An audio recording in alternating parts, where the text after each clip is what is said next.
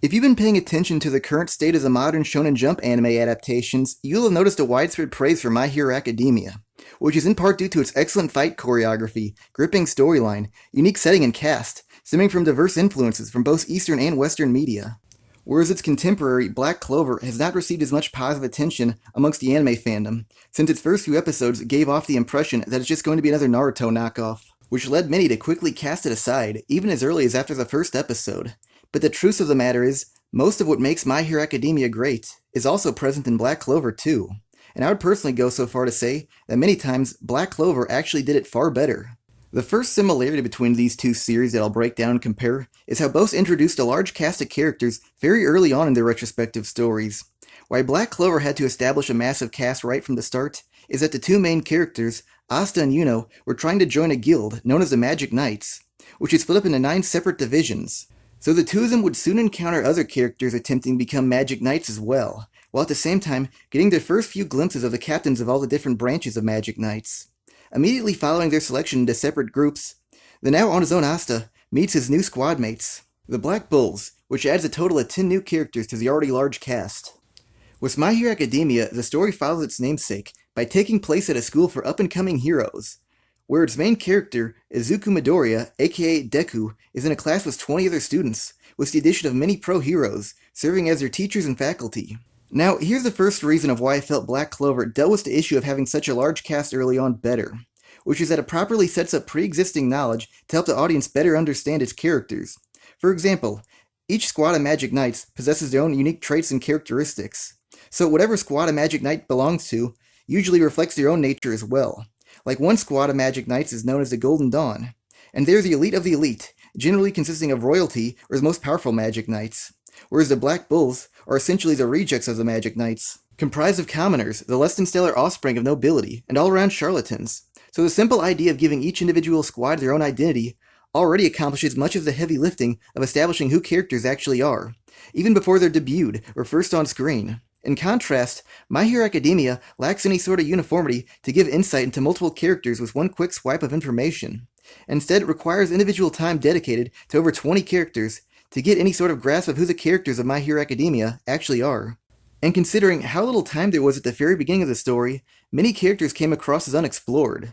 Now, this wouldn't be an issue if My Hero Academia was more gradual with introducing characters, but what it instead does is add another 20 new characters every consecutive arc, or more precisely, around every 12 episodes, and that short window of time makes it rather difficult to ever become acquainted with even the main cast. One of the reasons for why My Hero Academia requires a constant addition of new characters per arc is that since the main focus of the story is about the growth of an entire class, many secondary characters are necessary to serve as their obstacles. Examples being, following the series' introductory season/arc, the main class of the series, known as Class 1A, had to face off against Class 1B, and a few other select students from other courses during the Sports Festival arc. Or later, there is the Forced Training arc, where both Classes 1A and B had to face off against 10 new cast members, known as the League of Villains. Now, here's how Black Clover maneuvered around having to introduce an excessive amount of characters every single arc, just so every character could eventually have their time to shine, by instead generally sending out only 3 or 4 members of a squad on a mission, rather than them going as an entire group. By telling the story in this manner, it's much more manageable for the audience to become familiar with all the individual characters. And what even made this easier was that typically 1 or 2 members of the team were already explored during a prior event, which allowed for even more direct time with the already existing but not yet elaborated on character. This method of storytelling also made characters feel distinct from one another. Why I say this is because during the Sports Festival arc in the second season of My Hero Academia, I had not yet become familiar with all the students of Class 1A. So as the mass dump introduction of Class 1B, I missed out on many of the important dynamics going on between the characters because I was unsure who belonged to what class, or who the actual characters were. Especially since many characters in Class 1B actually seem superior than some of the weaker members of Class 1A. And the fact that the seasons of My Hero Academia are released on a yearly basis made it all the more difficult to distinguish who's a member of Class A, as many of them only had a brief moment to leave any impact to remember them by. So the separation of time between seasons 1 and 2, coupled with barely any on-screen presence, blurred the lines of who belonged to what group. Returning back to how Black Clover made its characters feel distinct from one another, is that each arc felt like it represented the growth of a specific character. The Dungeon Exploration arc gave insight into the mind and past of Luck, and how it helped him to learn to fight alongside others. The Witch's Forest arc taught Vanessa that your true family is who you spend time with, rather than who you're related to by blood. In the Eye of the Midnight Sun arc, Ghosh learned his mortal life than just his little sister, and the Royal Knight's Examination arc had Finral finally stand up to his more powerful younger brother. All these previously mentioned examples had whatever character they represent show significant character progression that possessed a direct impact on how they later act in the series, such as in the post-Seabed Temple arc, where characters originally written off as extreme narcissists went out of their way to look for a cure that could fix Asta's irreparably damaged arms.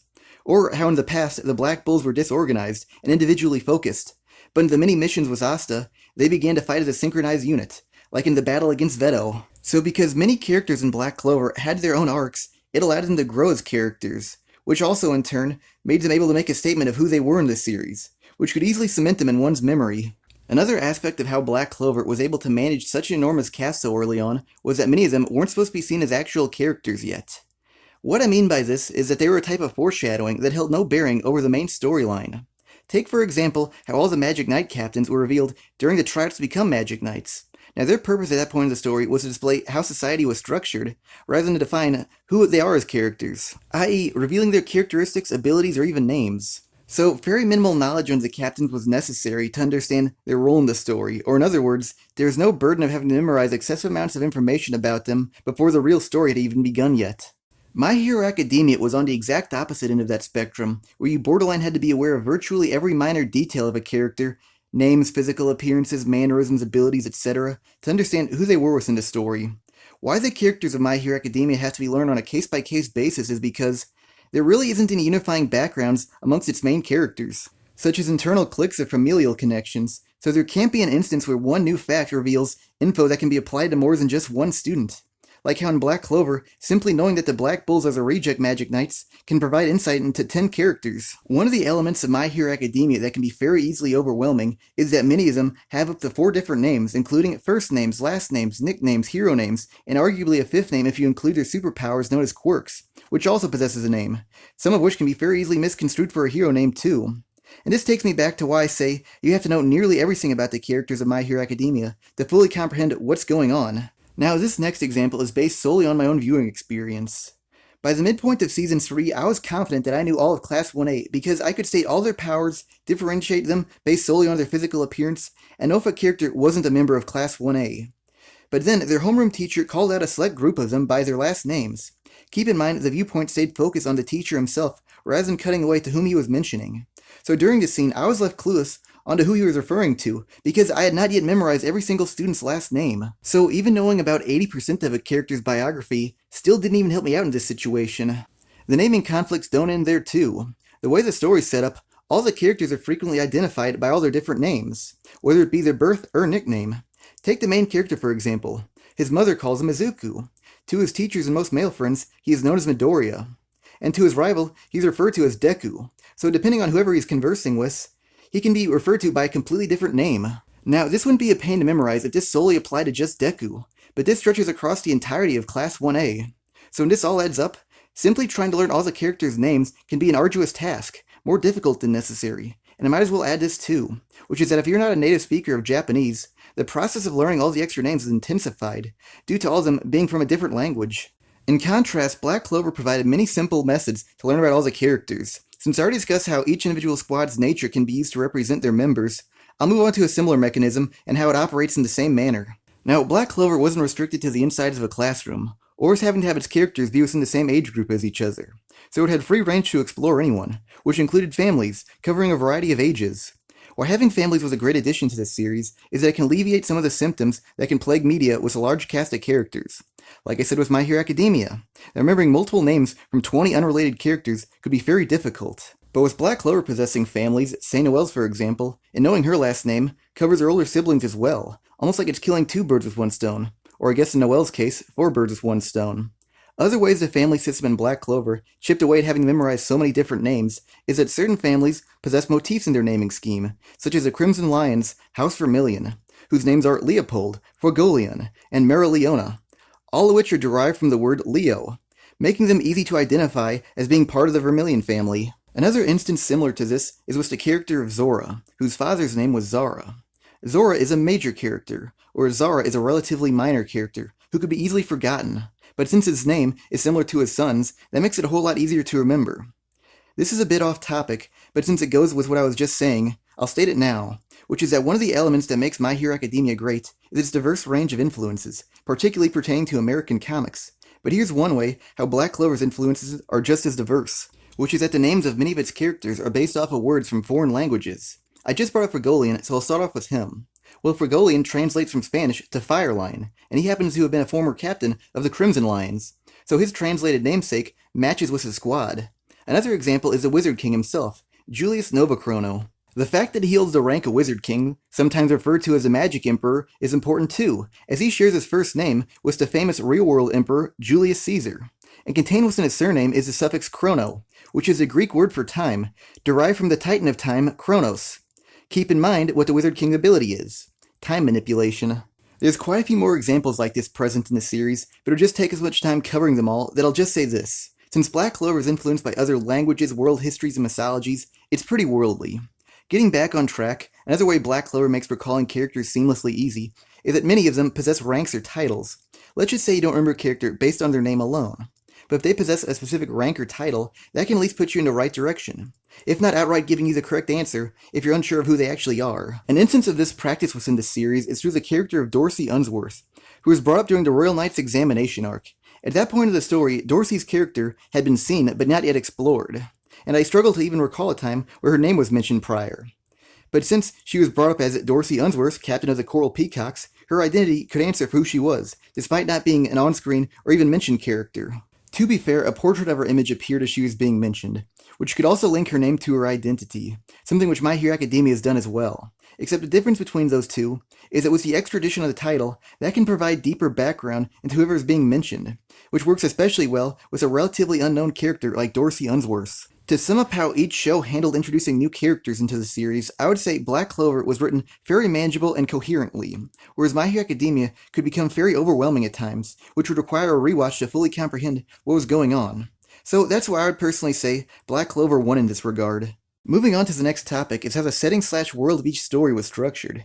To begin, I'll start off by discussing both lead characters' place in the world, which oddly enough is mutually shared, and it is that they are both abnormal compared to everyone else in society. Asta not being able to use magic, and Deku being quirkless, which would make both their goals unattainable. Asta becoming the next Wizard King, and Deku following in the footsteps of his idol by becoming a great hero. In the world of Black Clover, magic determines everything, and everyone besides Asta possessed it. The nobles of the Clover Kingdom attained their status due to their ancestors' past magical prowess, and besides social status, magic influenced everyday life as well. Even something as minor as traveling involves magic, because how most people traverse long distances is by flying on broomsticks, which are powered by magic, as is much of the menial labor. Like water manipulators are typically tasked with jobs such as laundry or cleaning, and the technology of the world is too magic-based, with magic-infused microphones, or screens that can show close-ups from events occurring off in the distance. So in this society, Asta can't even really function as a normal human being, let alone achieve his dream of becoming the next Wizard King. And to add insult to injury, the only way he can make up for his lack of magic is by physically training his own body, which amongst most nobles is considered ugly and lowly, making him even more of an outcast. Here's how My Hero Academia can't even really compare to how well Black Clover constructed a societal freak. Now in the world of My Hero Academia, around 80% of the population were born with superpowers. Unfortunately, Deku is not amongst them. Already, Deku has it better off than Asta, because 1/5 of the society is in the same boat as him, whereas Asta is literally the only one within his entire kingdom not capable of using magic. My Hero Academia has another element that lessens the impact of Deku not possessing a quirk, which is that the use of said quirk is forbidden unless you happen to be a pro-hero. So for the most part, much of the populace doesn't even act like they possess any sort of supernatural abilities. The superpowers of My Hero Academia also aren't that much of a driving force in the world, as everyone can live their everyday lives without the use of quirks, and still succeed. For example, the character Vita, he has the power of super speed, but despite that, he still takes the train if he has to go anywhere. Or Momo, who can create anything using the lipids stored within her body. Now, even when she's in a situation where it would have been more beneficial to craft a disguise using her own abilities, she still opted to purchase an outfit instead.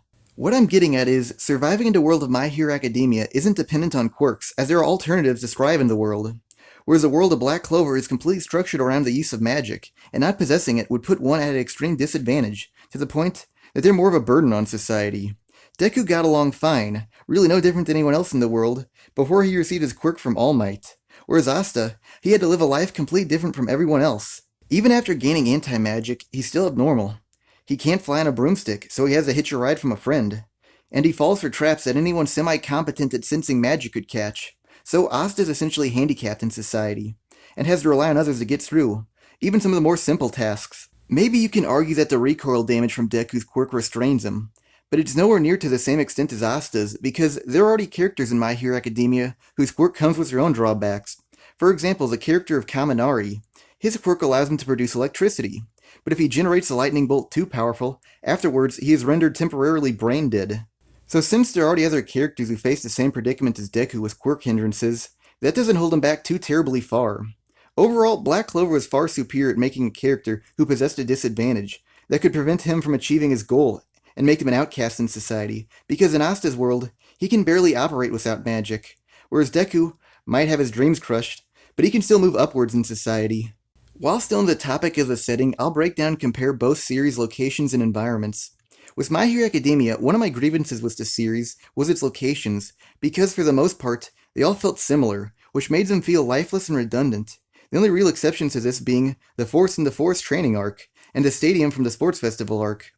Why I say they're so similar is the description of urban city or multi-purpose training center could apply to nearly all the locations of the series. For instance, the USJ seems nearly identical to the practice field of the Provisional Hero License exam, both possessing similar landmarks such as rocky terrain areas, makeshift cities, and man-made lakes. And their similarities even include tone and atmosphere as well. A bright sunny day with a slight sense of disorder from all sides. Now, having some similar locations in My Hero Academia to a certain extent is understandable, as the main characters are aspiring heroes, whose academy probably has to abide by certain government regulations in terms of where, when, and how they can practice with their abilities. But still, the locations could have been mixed up a little bit better. Maybe the students could have been in a computer simulation with futuristic scenes, a psychic teacher's mind, or something like a white Rubik's Cube-shaped room. And with how the locations of the fights outside of the school could have been made better or more original is by having them occur in locations with purposes instead of just being in the street. It could take place in a factory, a warehouse, or since trains are frequently used in My Hero Academia, maybe like in a train yard. One point where I thought the series used a location rather well was in the battle against Stain, which took place at night in a dark alleyway. Why I believe this location was suited to a character like Stain was that his purpose in this story was to covertly hunt heroes, whom he believed were heroes for the wrong reasons. Now, alleyways are concealed locations, usually out of sight and away from the public eye, and this supplements the idea that Stain's working from the shadows to eliminate heroes, opposite of trying to create a spectacle or aiming to be a great leader, like the typical villain.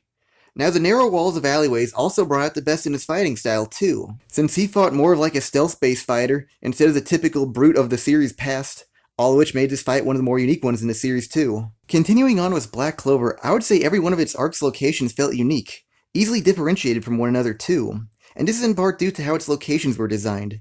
For example, Asta's first mission took place in a foggy village. The dungeon in the Dungeon Exploration arc was earthly, RPG-esque, complete with treasures, mysteries, and traps around every corner. The Eye of the Midnight Sun arc took place atop a white snowy mountain, filled with many caverns. The Seabed Temple arc occurred at the very bottom of the ocean, and the Royal Knight's Examination arc was set on just an ordinary peaceful prairie. How Black Clover made its locations stand out from one another is by giving them their own established culture, generally even adorned with their own unique color scheme, like the dungeon heavily utilized the color of gold. And since it only recently sprang up, many of its rooms were desolate, but still rife with treasure for the taking, whereas the Seabed Temple arc frequently utilized the color of blue, due to all the standing water in the background, with darker shades inside of the temple itself to reflect its cavernous build. In stark contrast to the personalities of the other towns and cities visited throughout the series, the people who inhabit the towns surrounding the temple are welcoming and amiable to the visiting Black Bulls. The population of the undersea town also stood out from the normal background characters from the cities atop, by having fish and ocean motifs incorporated into their designs, such as seashells in the women's hair, or warriors wearing masks in the shape of fish. So since the locations of the series kept changing and appeared differently from the past arcs, the series itself remained fresh, fighting off any shades of repetition. Much like the Stain fight in My Hero Academia, the locations of Black Clover contributed external value to the many individual fights of the series too. For example, in the Royal Knight's Examination arc, remember how earlier I commented that this arc took place in a peaceful prairie? Well, why this mixes so well with its combat was that its combatants' intentions were to demonstrate their powers and abilities in order to be chosen for a select group of elite magic knights, rather than to maim, wound, or kill their opponents. Several of the tournament's contestants were actually friends and from the same squad. So the idyllic peaceful background represents how this was not a battle of good versus evil, but instead non-aggressive combat to test oneself. The best way to sum up the idea behind this arc would be by saying they were opponents, not enemies. Though later in this arc, the peaceful clouds did begin to stir, blotting out the sun in the process, which darkened the area. But this was accompanied by a contestant's corruption for taking his fight too far. And again, this location's transformation helped to represent the escalating mood and set the atmosphere to the occurring situation. Black Clover's locations weren't all exotic dungeons or extravagant temples. It did come with its fair share of otherwise unextraordinary villages, but it put measures in place to prevent them from ever feeling generic. And how the series managed to make the more simple locations more memorable was by creating a unique circumstance surrounding them. Like was the place of Asta's first mission. Now this village possessed no iconic landmarks or weird idiosyncrasies, but its events occurred behind a thick layer of fog created by the enemy. So the fog itself gave this village an identity, or something to be remembered by. Another way the more standard villages received some personality was by possessing iconic landmarks, and such is the case for Asta's hometown of Hajj Village, which is known for holding the remains of a massive demon that was slain by the very first Wizard King. This giant corpse also gives the town a little history too, as it's the location of where one of the single most important events in the timeline of the Clover Kingdom took place. To put better perspective into why I say the locations of Black Clover are superior to that of My Hero Academia's, I'll compare two similar areas from both stories. The Witch's Forest from Black Clover, and the forest from the Forest Training Arc in My Hero Academia. And I'll begin with the forest from My Hero Academia. Now this area was used as a training ground for both classes 1A and B. And one of the exercises the students of Class 1A had to do was fight off monsters made of mud that were conjured up by a professional hero who resides in the forest. So the mud creatures are not native to the forest itself, and can be created anywhere. The enemies of this arc were the League of Villains, who pursued the students to this location. Again, not exclusive to the identity of this forest. And the actual residents of this forest are an elite team of professional heroes, known as the Wild Wild Pussycats, and one of their nephews named Coda. Switching gears to the forest of Black Clover. Now the Witches' Forest is a sovereign territory, ruled over by the Queen of Witches, independent of both the Clover and Diamond Kingdoms. The entirety of the forest population consists completely of women, and how this land repels any men or intruders away is by stationing magic-fueled robotic sentries inside the border to attack invaders, while at the same time the Witch Queen herself maintains a near-impenetrable magical barrier outside the forest border to keep away uninvited guests. More on the arc itself. Within this arc are three factions that can be considered antagonists. The first are the Eye of the Midnight Sun, who aim to steal a jewel currently in the Witch Queen's possession. The second group of villains are the Diamond Kingdom, attempting to damage and take away many secrets from the Underseas Witches community. And the final threat is the Witch Queen herself, who's holding a temporary truce with the series' protagonists in order to help defend the forest from the oncoming intruders, while secretly harboring a greater and more sinister intention for the aftermath of the battle in order to increase her own influence. Why I say Black Clover did its locations better is that amongst these two similar terrains, Black Clover's made theirs more than just a backdrop. It possessed a unique culture with its own intrinsic attributes. Whereas with the forest from My Hero Academia, it's no different than any old forest, not even really making the most minimal effort to distinguish it from any other one. Just to prove that the Witch's Forest being so well developed wasn't some random occurrence, I'll provide a few more examples from the series displaying how the locations possess defining characteristics.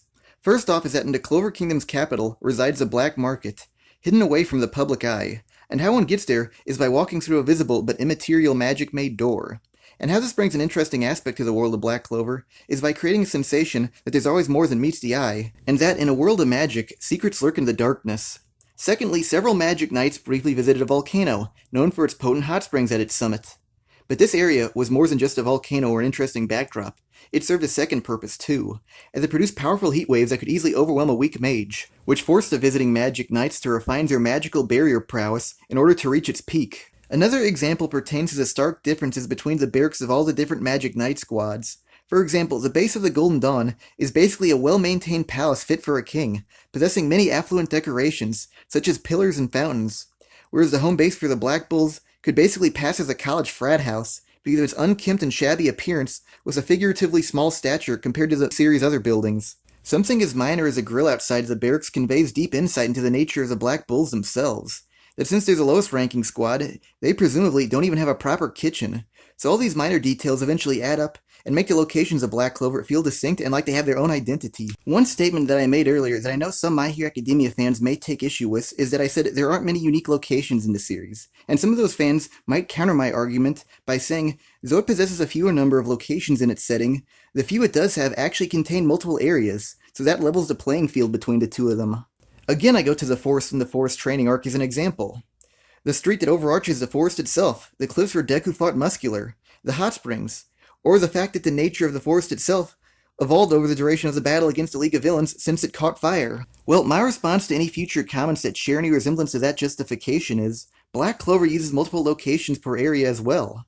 Sticking to the forest comparison, the Witch's Forest had brief moments of where the main characters tried sneaking in from outside its barrier. The Witch Queen's palace resides inside a gigantic tree.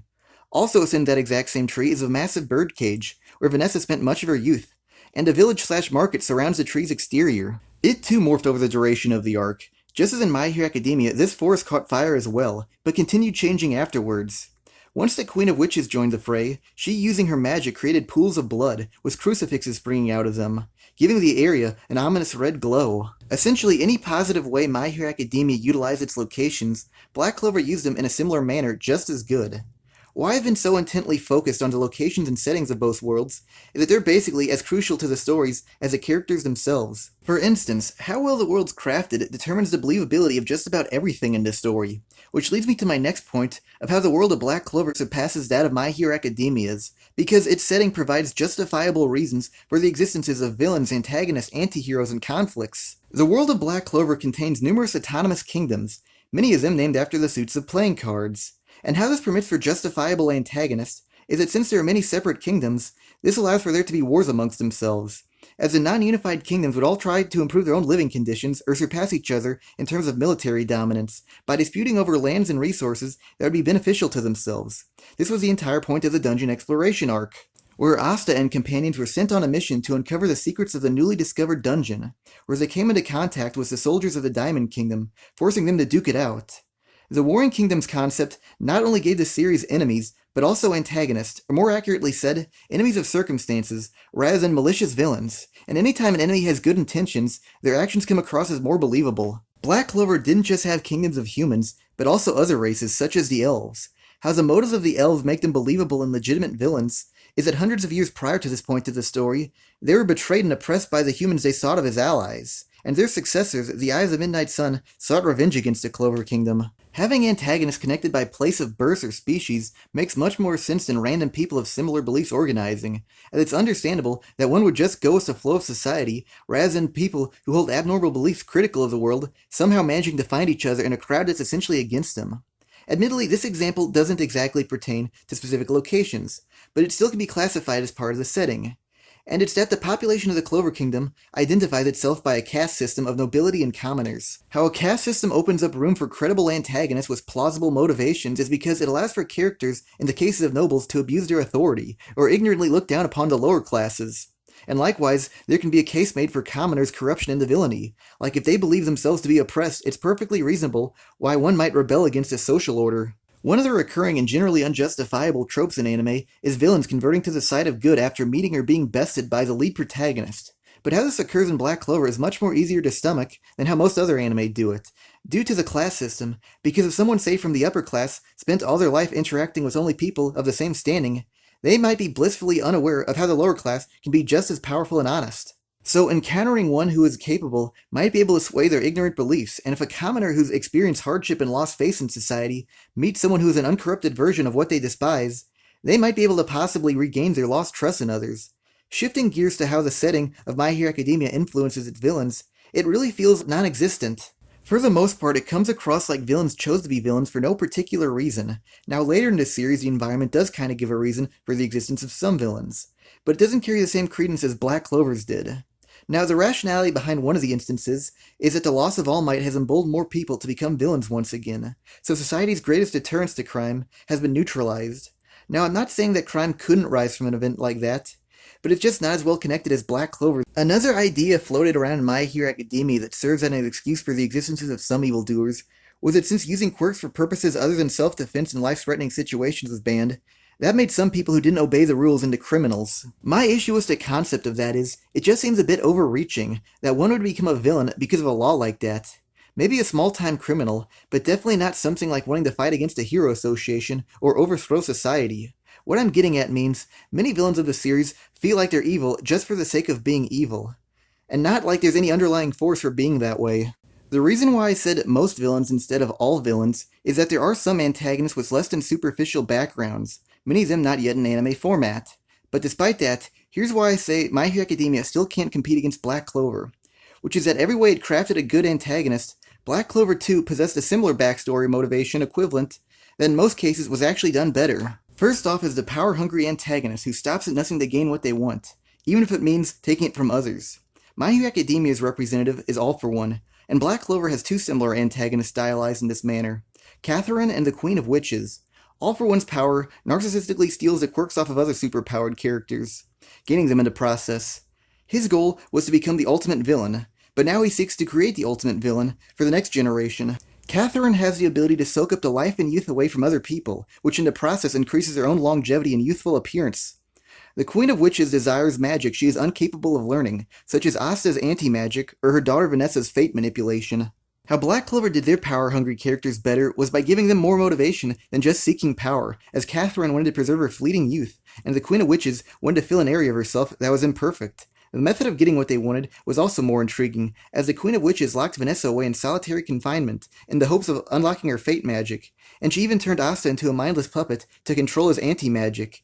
And she even cruelly was willing to use him as an executioner on his own friends. For Catherine's stealing of someone else's lifespan versus All for One's taking of someone else's quirk, there's a certain sense of relatability in hers that's not present in All for One's, as everyone can experience aging, whereas in this world you can't really lose superpowers.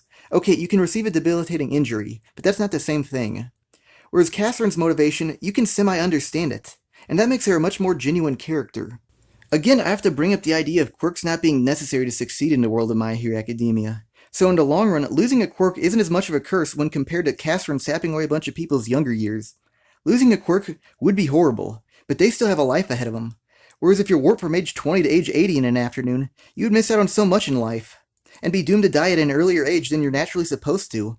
So that's why I say being afflicted by Catherine's powers is way worse than All for One's. The next two comparable antagonists are Todoroki and Mars. Before I break down their similarities, I have to say calling Todoroki an antagonist is a bit of a stretch, since he was more of an opponent in a tournament who had a condescending personality rather than harboring evil intentions, but I do believe it's enough to merit a comparison, especially with a similar character from Black Clover, who also had a learn their previous actions were wrong epiphany. Getting back on track, a good way to describe these two would be by saying they were born in laboratories. Todoroki's mother was handpicked by his father in order to create the perfect quirk user. In other words, he was not born out of his parents' love, but more so to be a project. Early on in his life, his father groomed him body and mind through a specific training regiment, so he would become what his father intended him to be, the man to beat All Might. And in the first chunk of the story, Todoroki had adopted his father's attitude of I need to be the best, which put him into more of an antagonistic role in a class-wide tournament. Moving on to Mars. Now he, along with many other children, were selected by the scientists of the Diamond Kingdom to participate in a human experimentation program in order to create the perfect super soldier.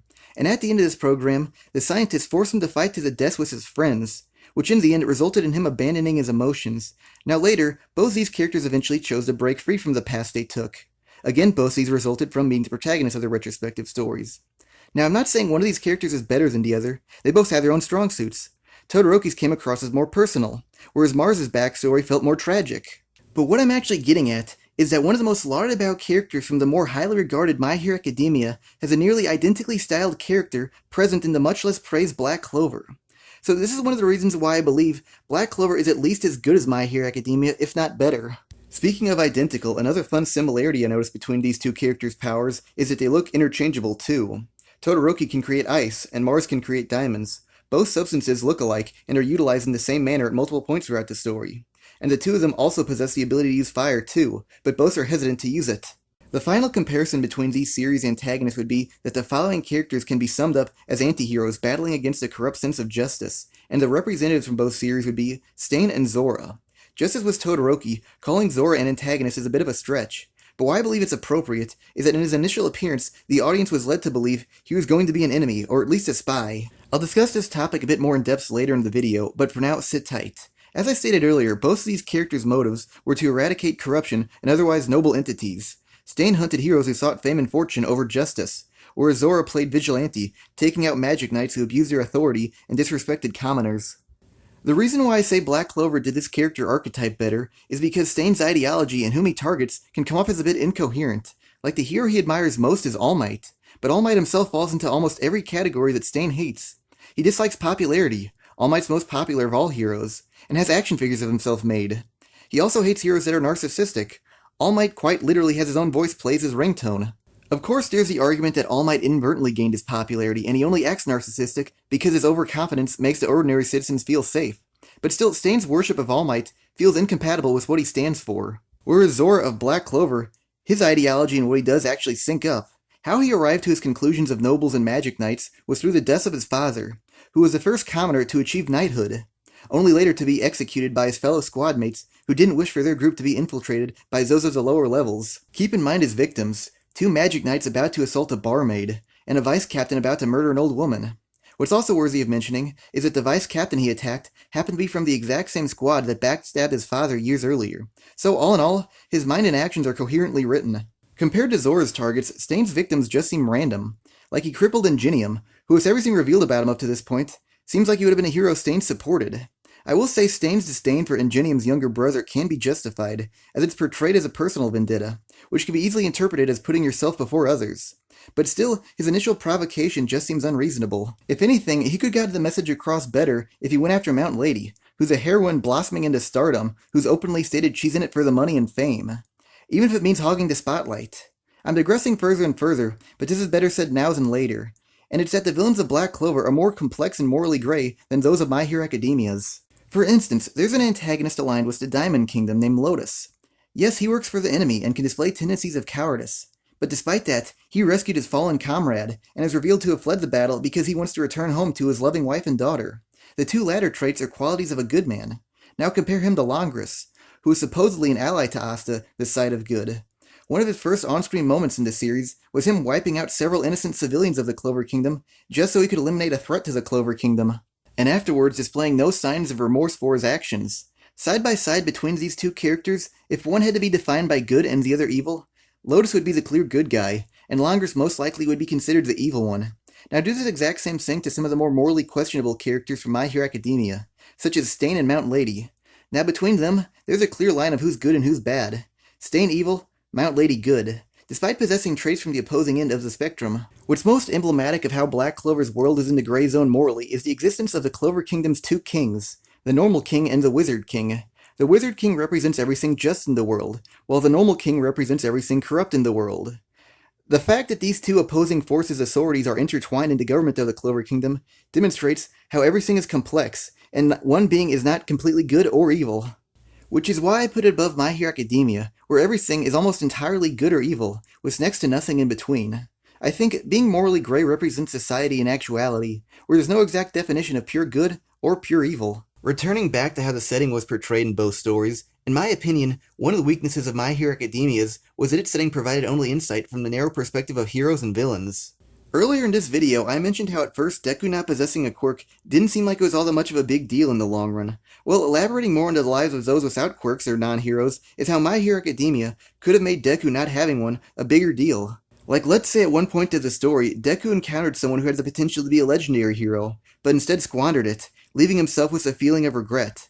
That could help the audience grasp the overall significance of heroes and quirks, since someone who had the opportunity had lost it. Why I say that is because in order to fully appreciate something, you almost need something to compare it to. Like, we have to assume not possessing a quirk is bad based solely on Deku's own opinion. But if there's more of a contrast from someone else's perspective, then maybe it could have felt more like a legitimate claim. Now, the setting of Black Clover went into extensive detail covering how possessing magic is a necessity, and from multiple vantage points too. The character of Noelle explores the perspective of magic in the presence of the royal families. She had such potent magic that she could not control her own, and its instability rendered her unable to perform some of the most minor of magic-related tasks, such as flying on a broomstick, resulting in her becoming the black sheep in her family, almost as if her existence shows how someone on the opposite end of the societal spectrum can be similar to Asta. Her non-proficiency in magic also explains her psyche as well. Now, she normally exhibits a strong-willed persona in front of others, but in truth possesses many insecurities, and her inability to properly use magic links together her entire character. Her insecurities stem from her being magically inferior to her siblings, and her tough, proud persona emulates the behavior of the normal characters of royalty. So, exploring the background of her perspective also connects many of the traits and mannerisms to what she has become in the story. Beyond magic proficiency, these 2 separate perspectives cover both the lives of a noble and as a commoner. The manga of My Hero Academia in its most recent chapters has been venturing into the past of the League of Villains, which is an improvement upon what it once was. But to fully understand its world, the lives of everyday citizens should be articulated on, and something more than just being rescued by the hero, because without them, there is no normal or abnormal, and neither the heroes nor the villains feel special. Now, how Black Clover was constructed, it portrayed the differences between everyday citizens, normal magic knights, and the overpowered magic knight captains. Now, just about everyone in Black Clover possesses magic, but the story clearly establishes that the average person couldn't compete against a soldier from a rival kingdom, or just even a bandit. So they would require more powerful mages to protect them, but in turn they provide services back to them. So there's an existing cycle of how the world operates. Whereas with My Hero Academia, it never outright states how the people who aren't heroes or the quirkless contribute to the world. And the series pretty much expects us to know what they do without ever answering. Now, it did say some people who aren't heroes use their abilities to make equipment for people who are heroes. But what about everyone else? Would they just have occupations equivalent to real-world jobs? Or do they have entirely different purposes because of the existences of quirks? This brings me back to why I said the world was too hero-centric, because most superpowers would be more beneficial to society in positions other than that of being a hero. In Season 3 of My Hero Academia, but more specifically the Provisional Hero License Exam arc, there is a girl attempting to become a hero whose quirk made her intelligence rise by drinking tea. Now, everything about her existence brings up the question, why is she trying to be a hero, putting her great mind at risk, instead of being in front of a computer screen curing diseases, which would be much more beneficial to society? What I'm leading to is, what are the roles of quirks and professions other than that of being a hero? And that's a road My Hero Academia needed to explore, especially since most superpowers would be more suited to jobs other than being a hero. The series could have done something like corporations trying to persuade young quirk users to work for them instead of becoming heroes. Like maybe business owners try to bribe someone like Kaminari to work in an electric plant. A subplot like that could have filled in the blank areas of the world. Now, someone might try to say I'm taking the setting of My Hero Academia too seriously, and that a series can still be great without a perfectly understood world, to which I actually agree. But in the case of My Hero Academia, I think it's necessary, especially since the setting is practically written in the title. Now, the story itself is entirely dependent on its setting. Like, Deku can't become a hero if he doesn't go to school, and to achieve the top spot as a hero, Deku has to be recognized as the best hero by the public. So because the setting's more involved than most other stories, it needs to be defined to a higher degree than most other stories. Moving on, in both franchises, the idea of flawed or corrupt institutions populate their retrospective settings. I already gave the gist of how it plays out in Black Clover, so I'll just give a brief recap. The Magic Knights favor nobility over commoners, Magic Knights abusing their authority. The Clover King sees everyone as a servant to him, rather than him being a servant to them, opposite of the Wizard King. In My Hero Academia, I did mention how heroes can be led astray by ulterior motives, like the pursuit of fame and wealth.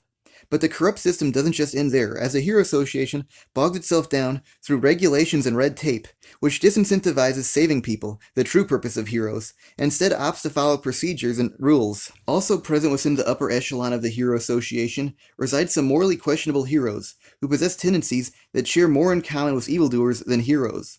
One concept present in My Hero Academia I mentioned earlier was the notion that using quirks without a license is forbidden. One of the ways that law was incorporated into the story occurred during the aftermath of the battle against Stain.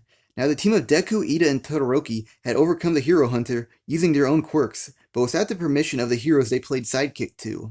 Despite breaking the rules, none of them received all that big of a punishment. Their victory just went unreported, and the credit went to Endeavor.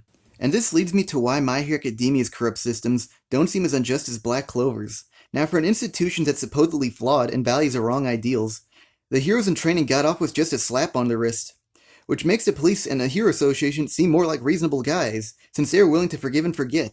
Compare that to Black Clover, where a squad murdered a fellow comrade just for being a commoner, and got off scot-free. This crime's revelation came from knights other than the culprits, which makes them come off as even worse, since their failure to report it is them actually condoning the intentions behind it. So again, I have to say Black Clover did a better job at writing a corrupt system than My Hero Academia. Just to show that this wasn't some random one-off coincidence I'm pulling from the bottom of the barrel, I'll provide another example of how My Hero Academia's being indecisive of whether something's corrupt or not. In the show's first season, Class 1A's homeroom teacher, Shoto Aizawa, pledged to expel the student who performed the worst at a fitness exam.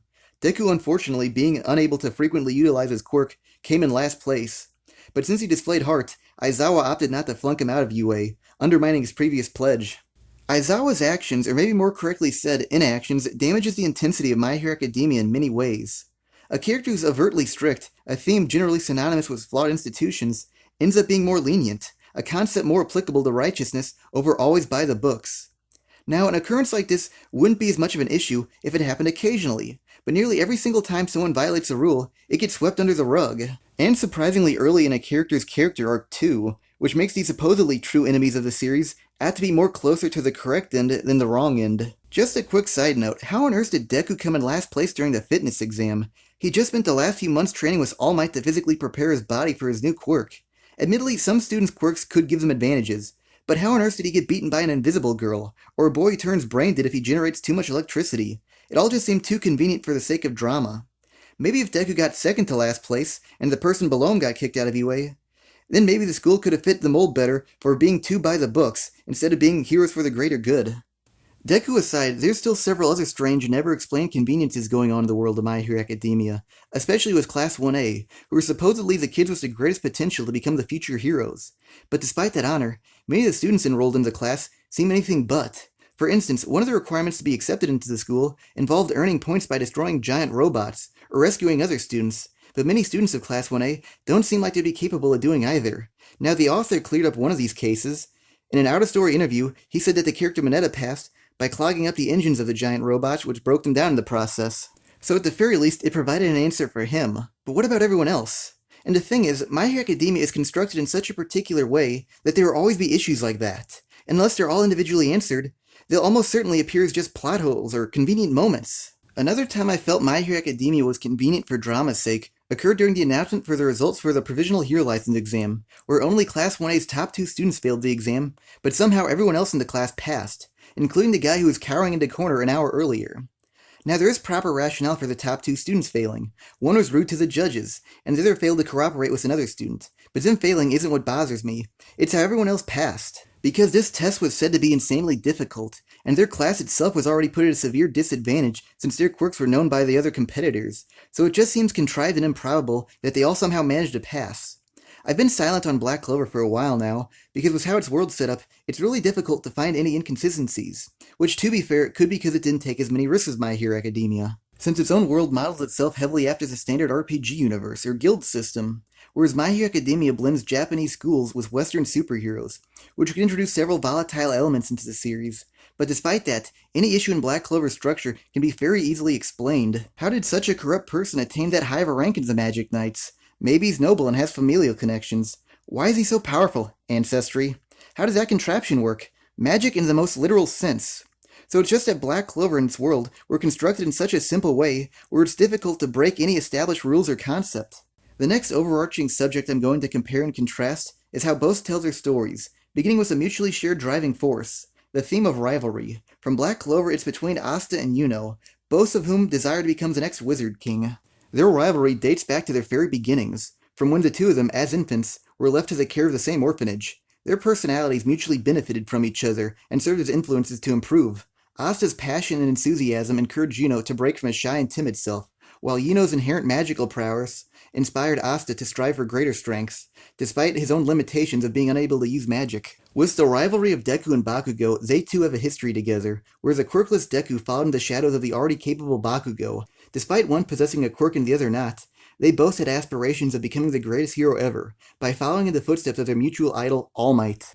Later in the present era, once Deku has finally attained a quirk, Bakugo, jealous from the recent success of the kid whom he used to look down upon, has been further emboldened to become the greatest hero. One element that differed between how both sources utilize rivalry is Asta and Yuno's journey together diverged from one another's, as Yuno was recruited by the elite Golden Dawn, while Asta joined the lowly Black Bulls. Whereas Deku and Bakugo both ended up accepted into UA's Class 1A, so they remained on the same course as one another. Another key difference between these two sets is their opinions of their rivals. Asta and Yuno have a deep-rooted friendship.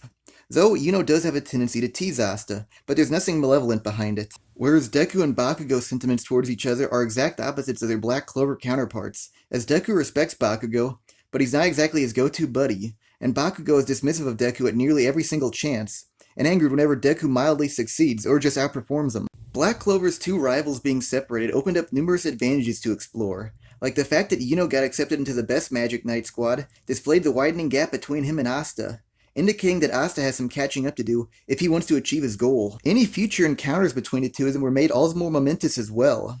One of these instances included a time where at first Yuno was slow to respond to Asta, possibly implying his higher status has led him to forget about his friendship with Asta and his humble roots, only for Yuno to treat Asta like no time had passed since their separation, which portrayed how uncorruptible the strengths of their bond actually was. Them being in different squads also allows for ample off-screen opportunities for Yuno to improve himself and his own abilities, so when he and Asta ultimately clash, one of the elements present in their fight will be what is Yuno now capable of, which will in turn make their battle all the more epic, so their separation hypes up their eventual fight. Now in My Hero Academia, Deku and Bakugo being in the exact same class does come with its own strengths, like for a specific test, the two of them being forced to put aside their differences and work together to pass. But unfortunately, it eliminates many of the possibilities of what could be, like a fight between the two of them could break out at a moment's notice with no proper build-up, which can come off as underwhelming.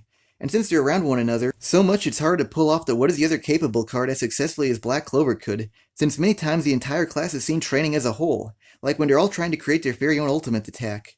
What's also great about the rivalry between Asta and Yuno is that they're inherent opposites of each other. Personalities, magic, hair color, size, talent, and later in the story, they both attain power-ups possessing single wings, but on the opposite shoulders of each other's.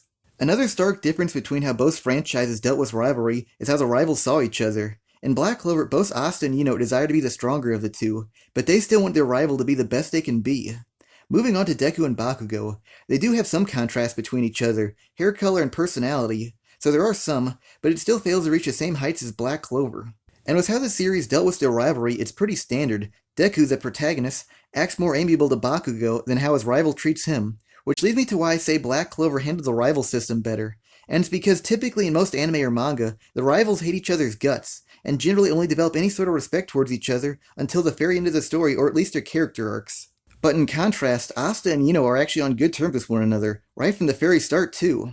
At one point in the story where Asta was in a fight with a higher-ranked Magic Knight, Yuno's movements implied he was about to aid his friend and potentially damage his newfound reputation in the process, only for him to subside due to Asta being able to handle the event himself. So Yuno is willing to stick out his own neck for his friend. Why I say them being on good terms with one another, despite being rivals, is so important, is that since for the most part, many of the series' criticism center around the concept that it's just an amalgamation of generic shonen cliches. But with this action, the story breaks away from the usual rival trope. Off the top of my head, the only shonens where rivals are friends are Yu Yu Hakusho and Hunter x Hunter. Coincidentally, both originate from the exact same author, and the theme of rivalry in the series is minimal at best. So how rivalry is portrayed shows Black Clover is a bit more experimental than what most give it credit for. The idea of lagging behind dramatically improves the rivalry in Black Clover as well, by tugging at the heartstrings of the viewer, making them more emotionally invested in the story too. For example, during the Royal Knight's examination arc, Yuno won the overall tournament, and Asta suffered a draw in the semifinals, preventing him from passing on to the next stage and facing Yuno, once again leaving him and his rivals dust. And to make matters worse, Yuno bested a captain, while Asta only drew against a vice-captain, a lesser rank, which further widened the gap too. Adding further context to explain the tournament itself is that to advance on to the next round doesn't involve defeating your opponent, but instead shattering a crystal they're meant to protect. So this introduced a certain unfairness to the tournament, of which Black Clover took full advantage of, making Asta's situation all the more gripping, as he actually KO'd his opponent, but only died due to a technicality where his crystal shattered at the exact same moment he destroyed his targets. So he was a true winner of the round, but his dreams of facing Yuno were crushed by the rules themselves. While Yuno's fight was the exact opposite, where he only won on a technicality, since the captain he faced accidentally broke his own crystal from releasing an immense amount of magic energy during their clash. Again, Asta, deprived from something he earned, makes the audience relate to him more on an almost personal level, and that's something that My Hero Academia's rivalry couldn't capture. Moving on, the next aspect of how both series told their stories is through the use of foreshadowing. Now, foreshadowing alone doesn't make a story excel, but it can provide an extra bonus upon a rewatch, or it can generate hype for future events, which can easily get one invested in the franchise. With My Hero Academia, it strove to correct many of the issues plaguing the previous generation of the shonen genre. And one of these was that the length of the build-up to future events could span years or even decades, and because of how long the hype was, the events themselves couldn't match the expectations, so many of them just felt underwhelming, which even damaged memory of the series as a whole too. Well, My Hero Academia rejected the long drawn-out build-ups and instead opted to move through the story at a much faster pace, which prevented any sensation of boredom or downtime. But despite its great no-time-wasting pace, it created its own new issues. Like, because of how it was written, many events, encounters, and battles came off as spontaneous, which made most of those moments seem inconsequential in the long run, and it doesn't help that by the time you finally comprehend the gravity of the situation, it's already over. Here's a few examples. At the end of Season 3, the rivals since childhood Deku and Bakugo finally clash, but the confrontation that initiated the battle essentially began on a whim, no different than any other prior confrontation. Keep in mind their rivalry sums up most of the driving forces behind the series, such as opposing ideals, like the natural talent versus the hard worker, the reactionist versus the strategist. And this battle ended the exact same episode it started, which treated this concept like it was only worthy of an insignificant scuffle rather than what it's intended to represent, the series' entirety. Another instance where My Hero Academia spontaneously added a scene that could have been potentially great with the proper build-up is Deku and Coda's battle against Muscular. Here's the gist of the situation. Coda's parents were professional heroes who died fighting against a villain, and the loss of his parents damaged Coda's opinions of heroes, leading him to believe all they do is abandon their loved ones. And within an episode, he and Deku on a chance encounter stumble upon the man who murdered his parents, Muscular. And in the exact same episode, they managed to defeat him. On paper this might sound good, but in actuality, this occurred so quickly that there was no time to develop an emotional connection to Coda's circumstance, and this more so came off as an unnecessary underdeveloped segment where you wind up saying something like, "What a coincidence, he met his parents' killers," instead of feeling like something of value had been accomplished. How this could have been rewritten into a better scene is if Deku rescued him from another villain instead, and this got Coda to soften but not fully abandon his stance on heroes, because this would have displayed growth, which is what the actual circumstance lacked, as Coda's character went from problem established to resolved so rapidly. Why skipping over growth is such a negative in a story is that it makes the events themselves seem unnecessary in the overall scheme of the story. Like, since Coda's character progression resolves so quickly, it makes almost no difference in the long run. Like, if he and his conflicts were removed from the battle against Muscular, nothing would have played out any differently. Because it's not the resolution of conflicts that makes a scene great or relatable, it's the growth in between the conflicts and the resolution which makes it special. And unfortunately, My Hero Academia omitted it, just so the story could progress a little bit faster. Now, Black Clover maintained an excellent pace with little to no downtime as well, except with one major difference. It never came at the cost of sacrificing the necessary build-up. Remember how earlier in this video I said that Black Clover introduced many characters in the first few episodes/chapters? Well, that's one of the many manners in how the series itself allowed for proper build-up. In particular was the captains, and since this story established them as powerful right from the very start, this made the time when they finally got their chance to show off their skills a momentous occasion. The question of how powerful a character is and what they have attained doesn't only apply to just the captains, but also Yuno too, since he and Asta's separation, of which I already covered so there's no need to repeat myself. Another way Black Clover managed to generate hype in a fashion that My Hero Academia couldn't is by possessing characters with relationships outside of the main group. For instance, Noelle was the black sheep of her family, and was bullied by them. This concept was elaborated on in the first 30 episodes of the series, and in the Royal Knight's examination arc, say somewhere around episode 75, she finally had a chance to settle the matter with one of her older siblings. So this battle served as a physical representation of a long-awaited error that needed to be corrected. A similar case that also came to fruition during this arc was the battle against Longris, and how the story marinated this conflict was every time he came into contact with his elder and taller brother Finral, which occurred several times in the past few arcs, he gave off a dismissive demeanor towards him, since he had virtually surpassed him in most matters of life, and this simmer came to a full boil, where for the Royal Knight's examination, the two brothers had to face each other in combat. And the hype did not end there either, as unpredictably Finral lost, forcing Asta to avenge his fallen comrade, which further increased the intensity of his upcoming battle. Now here's how foreshadowing was utilized to hint at future events and characters. In both franchises, one of its best uses in My Hero Academia occurred very early on in Season 2, where All Might's voice was narrating the contents of a letter he wrote to a man whose appearance was shrouded. One of the few discernible characteristics about him was that he was reaching for a snack, revealing that his body appeared to be short in stature. And how this person came to be relevant was at the midway point to Season 2, Deku was sent by All Might to train under this man, now revealed to be an elderly professional hero known as Gran Torino. Another example of good foreshadowing in the series is Deku's first interaction with Ida, which took place during the placement exam to get into UA. This event occurred in a large auditorium. The two sat far apart from one another, and during the speaker's presentation, Deku nervously mumbled plans to himself on how to pass the exam, only for his train of thought to be interrupted by the currently unknown Ida, who castigated him for his behavior that he thought to be obnoxious. This scene does an excellent job at cementing Ida's strict by-the-book mindset, and hints that he might play a more significant role in the future of the story. One of my overall criticisms of the foreshadowing in My Hero Academia is that it comes across as formulaic, which makes it very easy to predict. For example, nearing the conclusion of most arcs, the next major antagonist takes the spotlight for a brief moment. Now, foreshadowing like this wouldn't be a problem if it didn't occur so frequently. At the end of the Sports Festival arc, Stain unveiled himself. He was the next major villain. In Season 2, shortly after Stain's defeat, the new applicants to the League of Villains appeared on screen, who again happened to be the next major set of antagonists. So as those examples known, by the end of Season 3, when Overhaul was seen communicating with the League of Villains, I quite quickly realized who the antagonist of Season 4 was going to be. What could have remedied this and made this series less predictable is if whoever was being foreshadowed wasn't the next antagonist immediately following their initial reveal, and instead had space set in between. So again, the nature of My Hero Academia, spontaneous reveals damages itself. Now here's a few interesting times Black Clover hinted at what's to come. The first example occurs in episode 11, and the context of this scene goes a little like this. The Black Bulls just received their monthly paychecks, which is followed by a brief montage of them going on a spending spree. And during that montage, for a very brief missable moment, an unknown person wearing a Black Bull's garb, who was covering their face, quickly ran into a shop. At that point of the story, that character's appearance had not yet been seen. But in 4 arcs, around 30 episodes later, that person's identity was finally revealed, and it happened to be the true form of Grey, a member of the Black Bulls that possesses the ability to shapeshift. Now this wasn't Grey's introduction to the story, as he, or how she portrayed herself at the time, had been seen in a different form prior.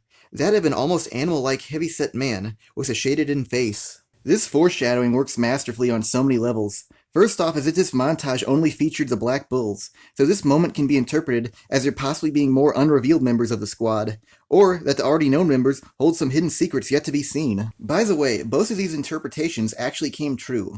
Having Grey covering her face while in her true form already provides subtle insight into her personality, that she uses her transformations to hide her shy, timid self. Already this lone example of Black Clover's foreshadowing has surpassed any example of My Hero Academia's uses, as it does more than just display an upcoming character, but also provides subtle clues on the nature of its future. Also within the same montage, another use of foreshadowing exists, through the debut of the character Rebecca Scarlett, whose appearance recurs throughout the series. 2 more examples of Black Clover's foreshadowing. In the Seabed Temple arc during the battle against Veto, an image popped into Vanessa's head, her younger self locked away in a cage. And a second example happened after the first round of the Royal Knights examination tournament, where in a threatening manner Longris told his elder brother, "I wonder how she'd feel if you disappeared." Now both of these instances refer to their retrospective characters' pasts, but despite that, they still differ from one another. With Vanessa's, it's more so about what happened to her in their past, and with Finral's, it raises the question of who that specific woman's identity was. These 2 examples resolved in different lengths of time as well. The reason for why Vanessa hung around in a cage was discovered in the following arc, while the identity of Finral's mystery woman became clear within a few episodes. And all this leads me to why I believe Black Clover did foreshadowing better, which is that all these examples from Black Clover feel different from one another, asking different questions, while My Hero Academia's closely resemble one another and serve the same purpose. This next example might seem a little bit minor in comparison to the other ones, but it does serve its own purpose. And it's about a butler to a Magic Knight captain who came to cheer him on during the Royal Knights examination arc tournament. At first glance, a strange marking on his forehead is visible. Now in the very same episode he reappears, how he received his marking is shown, which is revealed to be a scar that resulted from an injury he acquired from his captain during their younger days. In particular, why this specific example of foreshadowing was important was that it helped to create the notion that each individual character, no matter how big a role they played, had their own past and experiences. My Hero Academia can be summed up as revealing a future character, particularly villains, essentially hinting that they're going to play a major role in an upcoming story arc, whereas Black Clover's foreshadowing covered more than just future characters. What also supplemented Black Clover's superiority is its non-uniformity, like nearly every single My Hero Academia foreshadowing was answered in the following arc, while Black Clover mixed it up. The identity of the blue-haired girl, 4 arcs later, why Vanessa was in a cage, the following arc, Finral's mystery woman, only a matter of episodes later, the butler's scar, was in the exact same episode, and this made the story feel unpredictable, constantly keeping it fresh and never formulaic. Black Clover prevented itself from becoming predictable in another manner too, and said it was more subtle at revealing info. With My Hero Academia, All Might sending a letter to Gran Torino already implies that he will most likely be an ally, and the same logic applies to the foreshadowed villains, who were seen associating with known antagonists, so they're presumably antagonists as well. While Black Clover's foreshadowing provided just enough information without spoiling the future. For example, with Finral's mystery woman, enough info was given to indicate that she'd be sad if Finral died, but nothing about her relationship to Finral was elaborated on at that time. She could have been his teacher, a relative, or even a romantic interest. So because all the doors to her identity were left open, there were endless possibilities on what she could have been. Before I conclude the discussion on foreshadowing, I have to say, this only applies to what's been released so far. Because, for all I know, there could be something absolutely ingenious lying dormant in My Hero Academia's story that could potentially alter my decision. And I do see a few interesting concepts that could play well into later portions of the story, so I do reserve the possibility that this could be subject to change. The next aspect of the storytelling that I'm going to break down and compare is narratives independent of the main storyline or lead character, and I'll start off with flashbacks or any recollections of the past. With Black Clover, numerous flashbacks occur, pretty much to the point where just about every single character feels like they have a history, so the story at times can come across as random or non-linear, but due to the visions of the past, the story is written in a very cause and effect related manner. While My Hero Academia remains almost always in the present, and any time its story explores the past, it tends to be portrayed more like scattered images recollected from someone's memory, or descriptions from whatever occurred, rather than an exact montage of what actually happened. An example from Black Clover that I've already touched upon a bit is why the Queen of Witches encaged Vanessa. Now, one of the Witch Queen's abilities allowed her foresight of what people's advanced abilities are, and she noticed that within Vanessa's capabilities, the ability to manipulate fate lay dormant. So she entrapped her daughter in a giant birdcage into hopes of awakening said ability, and prevent any chance of her breaking free of her grasp.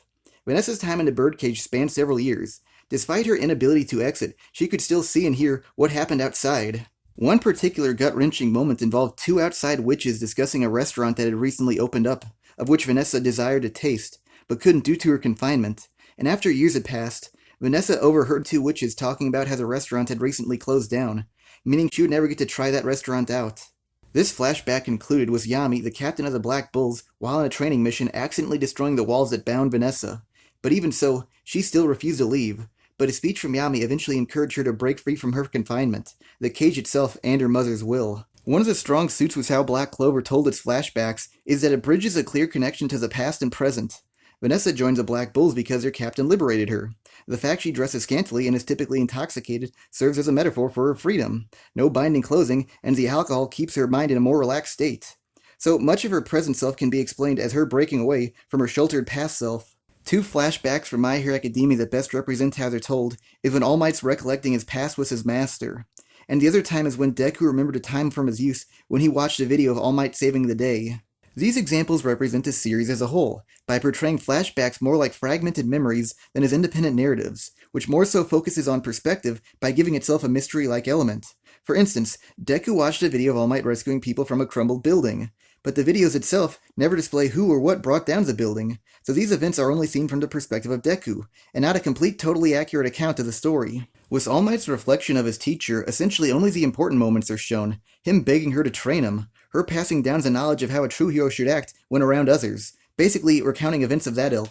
With the key differences between the styles of storytelling established, I have to say, it would be completely disingenuous to say one's superior solely on the writing style, because both of them succeeded what they strove for.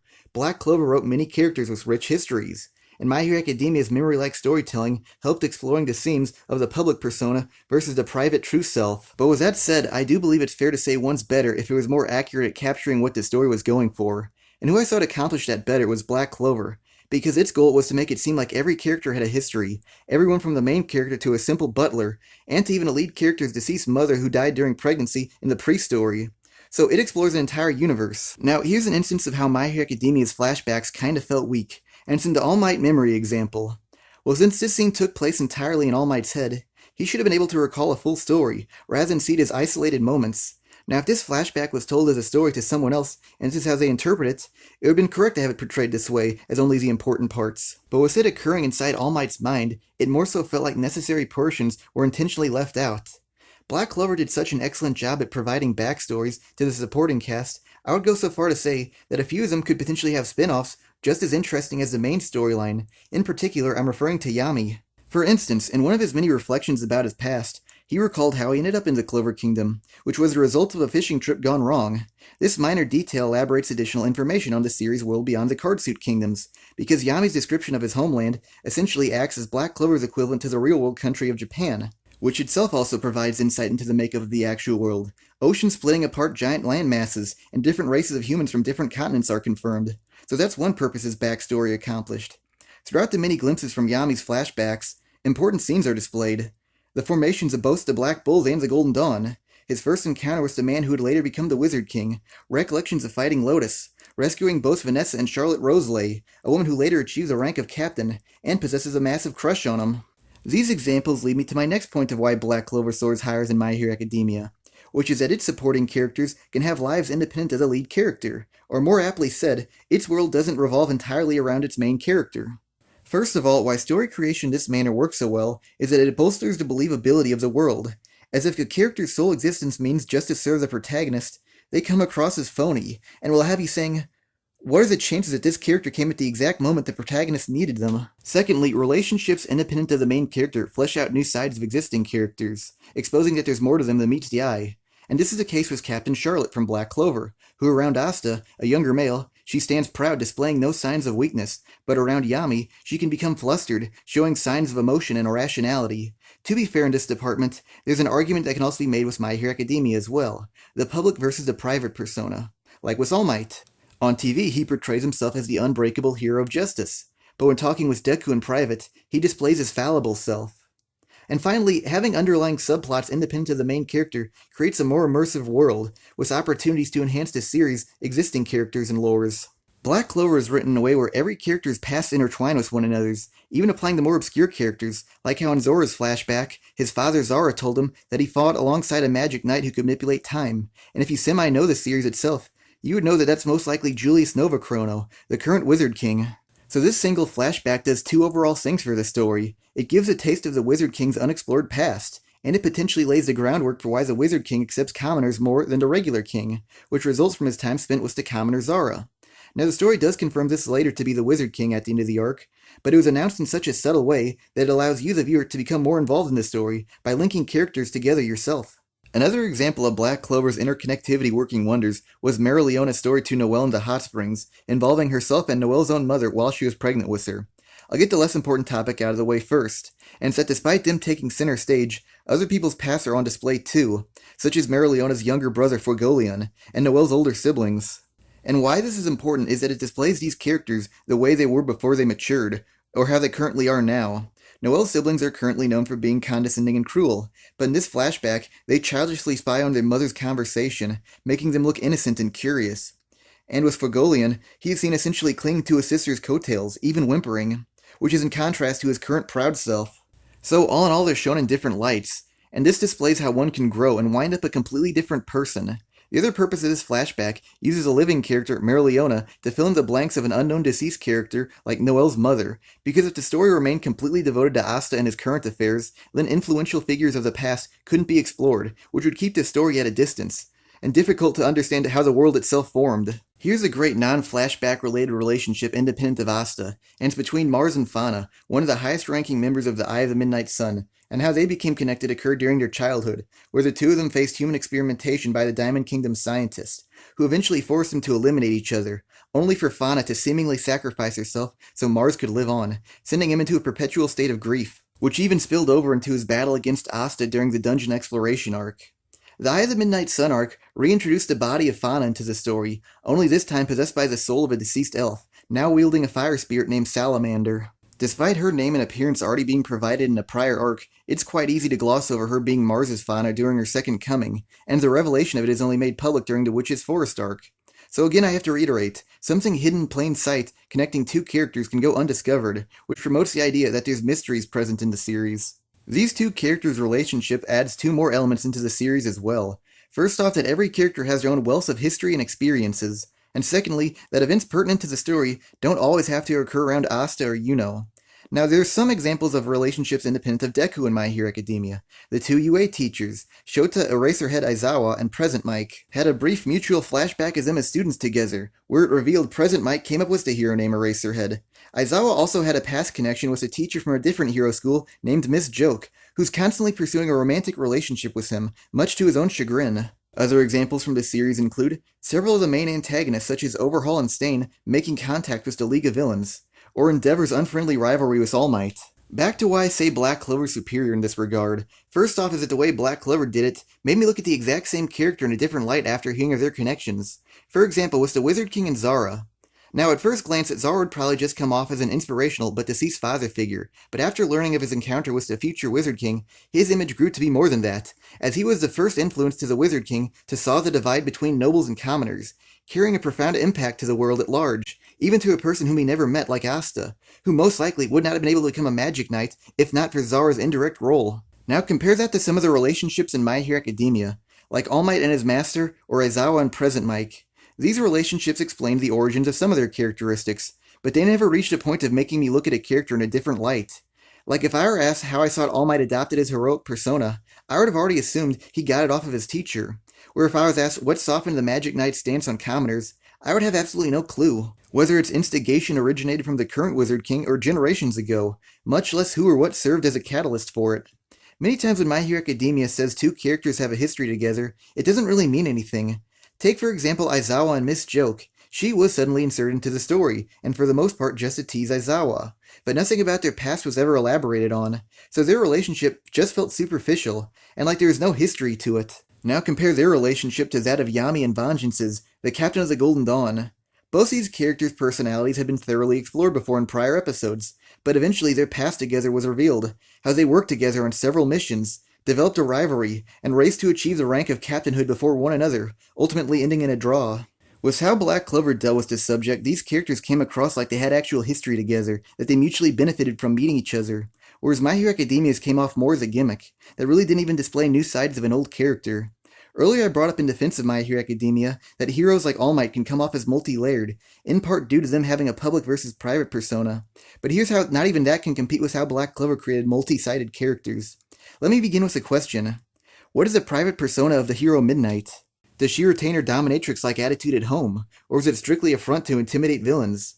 The same logic applies to the majority of characters in the series too, so for the most part this only applies to just All Might. But in Black Clover, most characters possess different attitudes around other characters. Noelle's a quite bit similar to All Might in that regard. She puts up a facade around her friends that due to her royal status that she's totally confident in herself, but in her mind she's easily embarrassed and totally self-conscious. Again I return to Yami, who normally presents himself as a crude ruffian, but when his morale is low, he can be fatherly and inspirational. Around the Wizard King he sheds his boorish persona and displays how loyal he can truly be. Speaking as a Wizard King, in his free time he can be lofty and procrastinate, and opt to study magic abilities instead of performing his kingly duties.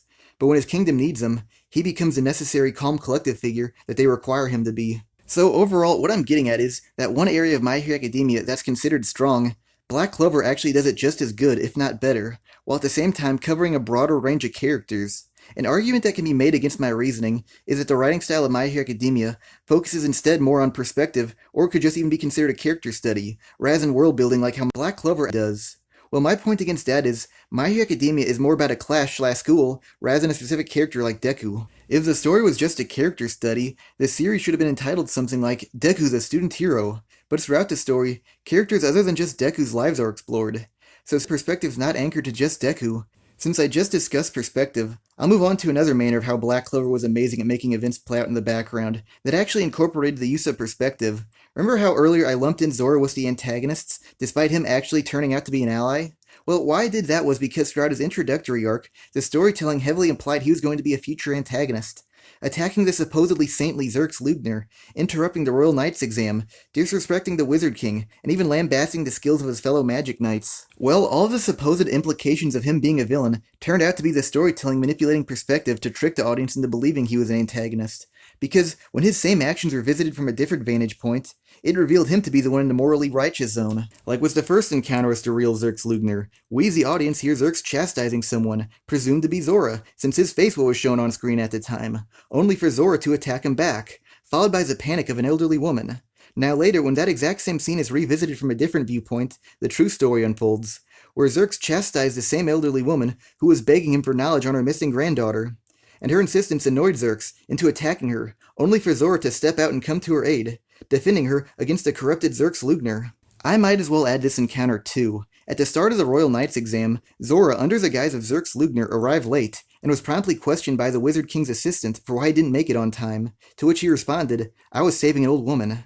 At the time, we believed that to be false, since we just saw him attack and impersonate Xerx Lugner, but after the scene's revisited, we realized he told the truth the entire time.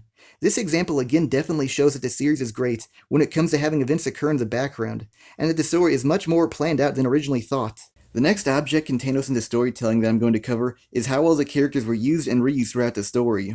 Why I believe this is a good way to measure how well these two series stack up against one another is that both stories introduced a large cast of characters early on, and how they're all utilized later on in the story determines if they achieve their full potential or if they were just taking up time. A good representation of this quality from My Hero Academia is Shinzo, from the non-hero course at UA.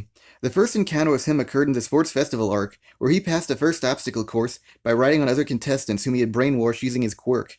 Later in the arc, he had to face off against Deku in a battle tournament, which revealed that he and Deku were essentially mirrored versions of each other. Deku grew up without a quirk and was unpopular, but eventually he received a quirk from All Might, which made him popular and a strong competitor to be a top-tier student. Whereas in Shinzo's use, he was popular because of his quirk, but once he graduated into UA, he lost it all, as his quirk did not possess destructive capabilities, preventing him from competing at the top level. Their clash culminated into a situation where neither could use their superpowers against one another. Deku did not wish to inflict damage on himself by using his abilities, while Shinzo couldn't utilize his quirk because Deku avoided the conditions to activate it. And eventually this fight concluded with Deku coming out victorious.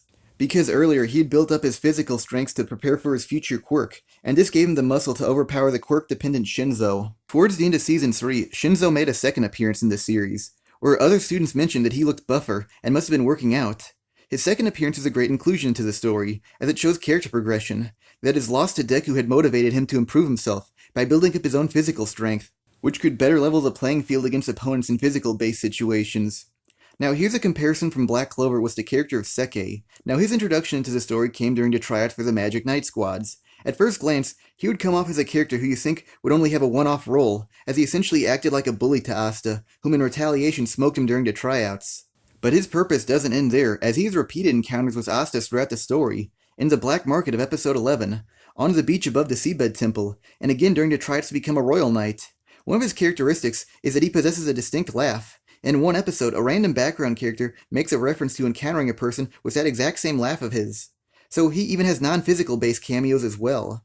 And again, I have to reiterate the notion that the series does an excellent job of creating the sensation that characters other than Asta have their own lives as well. Now these two examples exemplify revisiting old existing characters, but that doesn't mean the series themselves are tied amongst this trait, as this is one of the few examples from My Hero Academia at utilizing one, and I would say that example is when it performed at its best.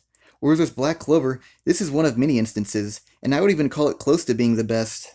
One frequent issue I have with My Hero Academia is how it has difficulty indicating who will or won't play a major role in the future of the series, which results from the mass influx of new characters in most arcs. For the most part, when the series hints a new character is going to be important, only about half the time they actually are. With Class 1B, one of the characters that did the best in the Sports Festival arc has been borderline absent since. Changing topics back to Black Clover, most characters that are hinted to play major roles have. I already covered the captains earlier, so I'll talk a bit about a new group. The elite soldiers of the Eyes of Midnight Sun, the Third Eye. Now, two of the three of them served as final bosses for an arc, but despite that, they were all introduced in an arc prior to playing the role as a main antagonist. And even after their defeats, they still are further explored, since their bodies only act as vessels for the spirits of deceased elves. Their souls even reincarnate into different containers too, and it doesn't stop there either, as some of the surviving members of the Eye of Midnight Sun reminisce about their days alive as elves. Black Clover doesn't just revisit powerful or influential characters, but also minor characters, as was the case of Rebecca Scarlett. Rebecca was first introduced as more than just a background character during a blind date with Asta, and later went on to be an important character during the Eye of the Midnight Sun arc. Now, she's not a magic knight, but just an ordinary citizen who takes care of her younger siblings, and her overall purpose in the story is to serve as a potential but unlikely future love interest to Asta. How she reintroduces herself into the story occurs during an awards ceremony, where the Black Bulls managed to snag second place, which left many in the crowd dumbfounded and questioning the legitimacy of the results due to the squad's previously established bad rap. And how she came back into the story was by defending the honor of the Black Bulls from their detractors, by speaking of the time when they had previously saved her and her family during the Eyes of Midnight Sun arc. The action itself doesn't just reintroduce Rebecca back into the story, but in a certain sense, recaps the deeds of the Black Bulls / story itself, showing that they mattered, which is why I believe that the story revisiting its old characters enhances the plot. Just as a disclaimer, I have to say both series are still ongoing, so it is within the realm of reason that this opinion could be subject to change. P.S. I'm also straying away from referencing manga chapters yet to be animated, as I'm trying to avoid revealing spoilers, but they're pretty much still going on at the exact same pace in terms of revisiting old characters as in their anime adaptation counterparts. Continuing on to the next subject, I'm going to break down and compare the actual fights of the series, but first I have to say if there is indeed one aspect of where My Hero Academia is the overall better of the two, it would have to be the actual powers and abilities of its characters. The best word to describe why it wins would be by saying the quirks are more intricate. Like for the most part, with Black Clover the abilities can come off as a bit generic, like Fire Blast, Water Dragon, Lightning Kick, so basically just elemental based attacks. Whereas My Hero Academia's quirk system came with more game-changing variables, like recoil damage or conditions to work, so similar abilities could feel different from one another. Like many characters have powers that increase their own physical strengths. Kirishima does it by changing the substance of his own body, while Sato increases his power by eating sugar. Even amongst Deku and All Might, who share a quirk, feel different from one another, as All Might relies more on his punches, while Deku's transitioning into fighting using his legs. But despite all their eccentricities and unique abilities, it doesn't carry over all that well into the actual fights of the series, as what usually determines the outcome of most fights is brute strengths instead of the creative use of quirks. Take for example the most important fight of the series thus far, All Might versus All for One. The result of this fight basically came down to who hit harder, and this doesn't apply to just brawler-like fighters. Even when Deku battled Todoroki, an element manipulator, it still came down to who hit harder. Todoroki would launch glaciers of ice at Deku, who responded back with a mighty snap shattering the attack. And that's basically how the entire fight played out, with Todoroki eventually overwhelming Deku. Now Black Clover's battles were originally in the same vein as My Hero Academia's, where whoever possessed a greater power would win, like in the Asta vs. Mars fight, where Mars would repel crystal shards at Asta, but Asta's anti-magic would negate/overpower Mars. However, as the series progressed, the individual fights of the series evolved past that, where Asta had to compete against fighters who did more than just big elemental blasts. Like against Fauna, he had to deal with extreme heat from a faraway source that would burn him the closer that he got. So he couldn't do the typical anti-magic slash to just cancel out her attack, since the attack shockwaves would cause the actual damage rather than the attack itself. And even later on, his newer opponents fought in different styles, where they produced volleys of projectiles as opposed to the traditional one giant ball. So Asta couldn't cancel out all the individual blasts with a single stroke like before, which in turn made many of the current battles more difficult and challenging than the ones prior. What I'm about to say may come off as a bit antagonistic, but it's definitely more fact than fiction, and that's the fights of My Hero Academia have begun to stagnate, as they become increasingly more reliant on who's more powerful, even more than the ones earlier in the series. And that's why I say from a practical standpoint, the ones in Black Clover are now superior, as they've been constantly evolving and becoming more intricate as the series progressed. And I wouldn't limit Black Clover's evolution to just fights, as many of the newer mages' powers have been becoming increasingly more interesting as well, including from thematic standpoints too. Take for example the character of N, who possesses fungus magic, which he utilizes in a more stealth and reconnaissance-based manner. Like one simple touch of his finger on an opponent can create a mushroom acting as a separate pair of eyes and ears, capable of spying on them, or he can place one on an ally and use it as a source of communication amongst him and his distant teammates. With the introduction of characters like N, Black Clover had grown beyond the one-trick fighting style it once was, and it became something greater. And how the series' abilities thematically improved is with the character of Zora, who possesses ash magic. To begin the topic, I have to briefly discuss his father. Now in their flashback together, Zora never once uses ash magic, but his father was shown harnessing fire magic. Keep in mind, fire produces ash. Now if you remember correctly, Zora died during that flashback, so essentially the flame of his father's life was put out, leaving only the ashes of the past behind. And Zora, through his magic, symbolically became those fairy ashes, which is further manifested in his mission to bring corrupt magic knights to justice, like the ones who extinguished his father's life. One topic I brought up earlier is that My Hero Academia tries to correct the errors of the past generation of anime and manga, and this idea is present in how the series conducts its fights. In the past, many fights would drag on for far too long, most infamously in Dragon Ball Z. A planet scheduled to explode in 5 minutes took 20+ episodes to finally detonate, far beyond a stretch of time it was set to occur. While My Hero Academia went in the opposite direction, where many of its longest fights only take an episode and a half, usually occurring after a spontaneous attack rather than a provoked buildup. Again, this created new issues exclusive to My Hero Academia.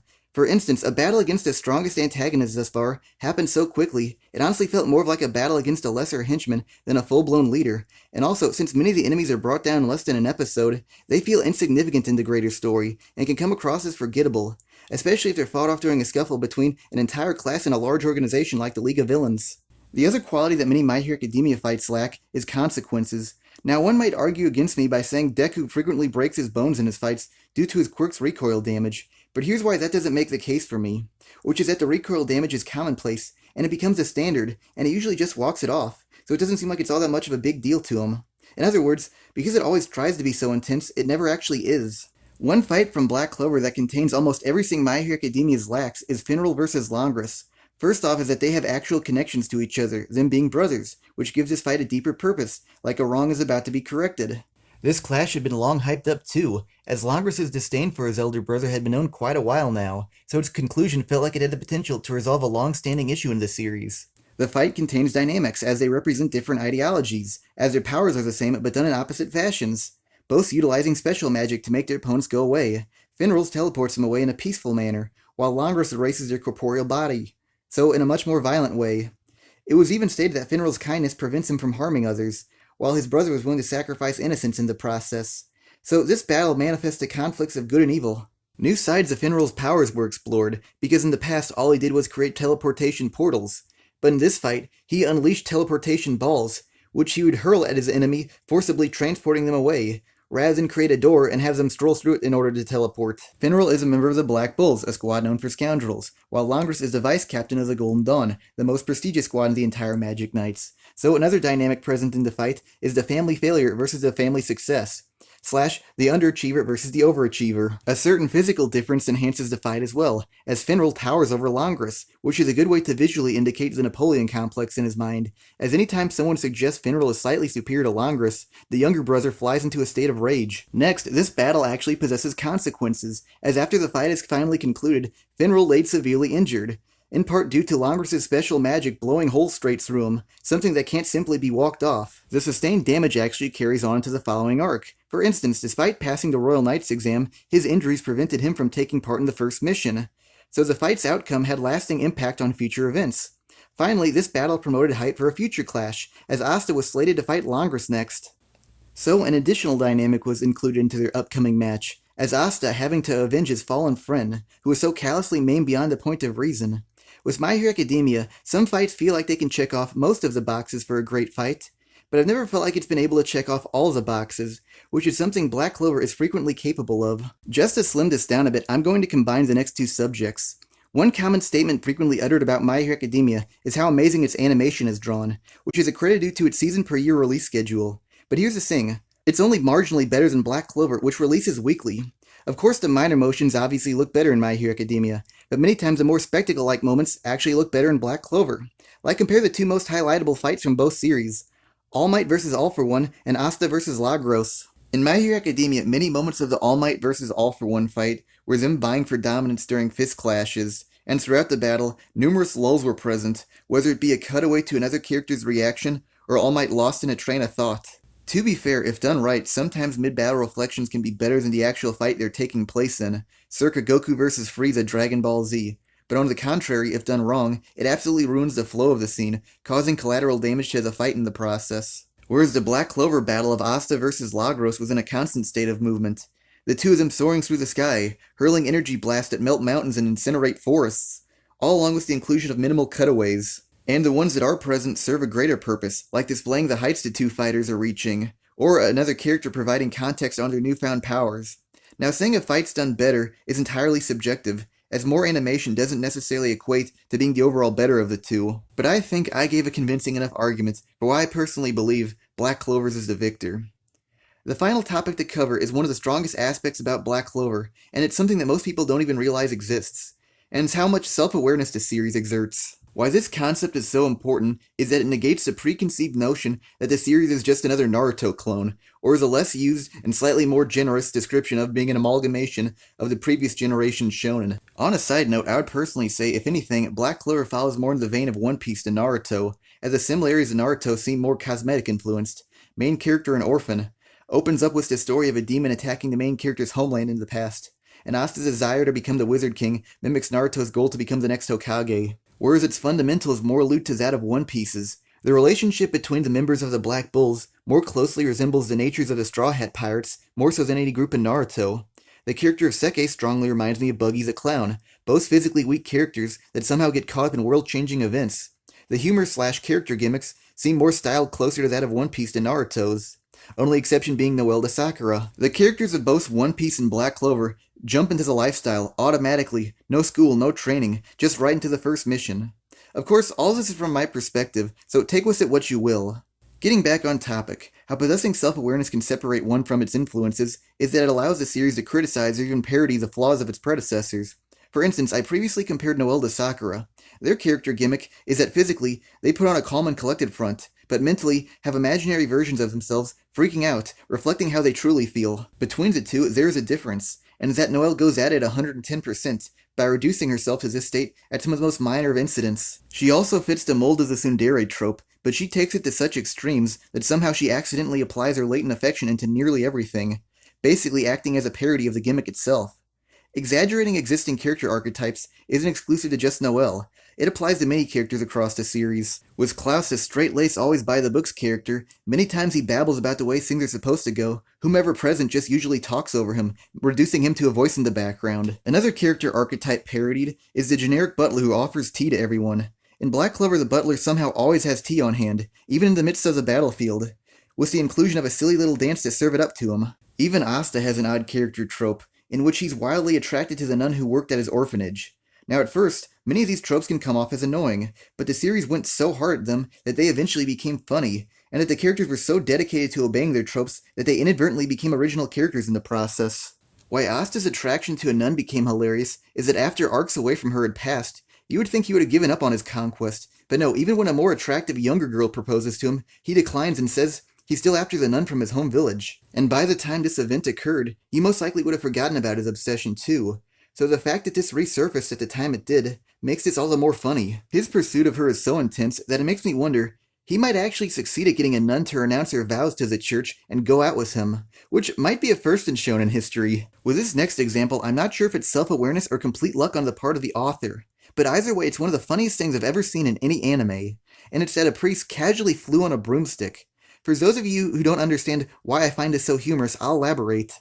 Priests are seen as holy, aligning with good, while the idea of riding on broomsticks is associated with witches, who in olden times were considered to be aligned with the devil, thus evil too. The fact that a priest of all professions rides a witch's broomstick, so nonchalantly I might add, would pretty much be considered blasphemous, and a few hundred years ago, probably would have resulted in whoever drew it getting burnt at the stake. Again, I have no idea if this was its intended purpose, but regardless, it's utterly genius. Anime as a medium is known for various oddities, like weird haircuts, phrases like friendship is power, or random beach/hot springs episodes, almost to the point that most people joke about those being prerequisite for anime. Black Clover fully embraces those tendencies, though not in a generic way, but to make fun of it. For instance, with the character of Yami, one of his characteristics is that he tells it like it is, and brings up how ridiculous certain aspects of characters are. Like he criticized Nozel Silva's hairstyle, which is completely out of the ordinary and just seems like it would get in the way, so he points out one of the absurdities of anime. Mocking anime tropes isn't exclusive to just Yami. Two characters in particular mock many of the cheesy dialogue lines of anime in general. First is the Black Bull's very own Marilyn Manson lookalike, Gordon, whose gimmick is that nearly every line of his dialogue comes out as soft mumbles, which is pretty much incomprehensible to the audience without subtitles. Now, despite his super soft-spoken voice, he plays a character present in most anime who boasts about the power of friendship, something along the lines of, it was their friendship that overpowered him in the end. And how the characters of Black Clover turned his character archetype upside down is by completely blowing him off whenever he says something, which is generally most of his dialogue, because they can't even comprehend what he's saying. So the archetype that's known for being excessively preachy is played by a character who's nearly mute. Another line that's commonplace in anime, usually after the protagonist loses a friendly battle, is, "No one truly lost, as both of them grew from this experience." How Black Clover parodied moments like this was by having Walt the Butler say to his defeating captain, "In my entirely biased and arbitrary opinion, you are the true victor of this battle." So within his own speech, he openly just admitted changing the goalpost for winning to comfort his humiliated captain who suffered a defeat he shouldn't have, which in the meta subtly mocks other anime for speaking lines with similar intentions behind them, by saying they're basically just biased towards the defeated protagonist and making excuses for their loss. One trait that's gained a presence in most animes nowadays are hot springs episodes, which many times can come across as borderline pointless. Black Clover 2 had one, but the series itself cracked a joke at the trope by having the narrator say, "And thus ends the obligatory hot springs episode," pretty much implying that the series itself was mandated to have one. Black Clover's self-awareness not only relates to just comedy or shonen cliches, but his past mistakes as well. Remember that I said that the series itself kept evolving over time? For instance, in the past before I developed a profound respect for this series, one of my complaints about its cast was that many of them could come across as one-dimensional, specifically the nobles, as in the story almost always follows a path of commoners good, nobles bad, with no redeemable features. Well, with the introduction of Kirsch Vermillion, that pretty much destroyed my original assessment of the series. Now, just as with most nobles, he pompously looked down upon commoners, but he possessed several qualities that contrasted with the view of the stereotypical noble. For example, many of them up to that point felt like they only attained what they had by right of birth, whereas Kirsch felt quite capable, like he earned everything himself, rather than being handed it, as he displayed great qualities of leadership by guiding his teams through victory during the Royal Knights exam, and his lessons even helped his teammates to learn more about their own abilities too. One aspect of many nobles in Black Clover is since they received everything instead of earning it themselves, their dispositions have been radically weakened and break under pressure when they deal with adversity. Well, in contrast, after being KO'd, Kirsch tenaciously got up and fought back, so he didn't cave under pressure. He also utilized his magic in a new and unique manner that made it seem like he actually mastered his own abilities rather than just being born naturally strong. With the next example, I again return to the character of N, and how he plays an interesting role in this series. Now, his introduction came during the Royal Knight's exam arc, where he and Noelle paired up in a team together. And why that's so important is that he acts as a foil to her. Noelle, physically confident, but mentally brittle, while N appeared physically sick and fragile, but through his spokes mushroom, representing his true self, overconfident and brimming with life, the opposite of Noelle. So with the addition of his character, the author reverses an existing anime and manga archetype by introducing an exact opposite of it, which in and of itself possesses a sort of genius to it. Playing with the idea of preconceived anime archetypes again loops back to Gordon, but this time in a more serious manner. With how he talks, he would definitely be more associated with a comedic character than as a serious one, but because of that, Black Clover pulls off a rare feat in anime. By having a scene that's both dually dramatic and comedic at the exact same time, not a funny moment within a dramatic scene, but possessing both qualities at the exact same time. How this series accomplishes it is that Gordon finally has a moment of self-reflection, as the Eye of the Midnight Sun bombards the hideout of the Black Bulls. Now up until this point, his character remained unexplored due to his quiet voice, but in the reflection going on in his head, he finally spoke full volume. So because his voice was finally audible, it was unusual, which made it hilarious, while at the same time he narrated an emotional story, which also made it dramatic. So how Black Clover is written, embedded with its own self-awareness, managed to pull off a rare feat like this. To conclude this video, I have to say, when I watch Black Clover, I get the feeling the author himself realizes that many people consider his work to just be a Naruto knockoff, but because of that, he races to be the very best Naruto knockoff. Whereas when I view My Hero Academia, I get the feeling that the author is trying to write one of the best mangas ever written. Now, despite the sensation that both authors have goals, I only feel one of them can attain it. When My Hero Academia finally concludes, I believe most people will fondly remember it and say how good it was, but I don't think many people will say it can compete against the all-time greats. Right now, I can't even confidently say it's the best superhero anime around today. Whereas with Black Clover, I don't get the feeling that it's trying to be the most original, artistic, or even unique, but instead it's that the author himself draws the story because he enjoys the medium of manga itself, and this is his loving homage to his favorites. And with that attitude, I don't think it can really fail. So that's why I ultimately believe Black Clover prevails over My Hero Academia. With all my points said and done, I need to say this. Asta, you might not yet be the Wizard King, but without a doubt, you're the king amongst the current generation of Shonen Jump. Thanks for watching this video. If you enjoyed this type of content, you may consider watching some of my other videos, like comparing One Piece to Dragon Ball Super, or if Megalobox can stack up to other boxing anime greats. Again, thanks for watching.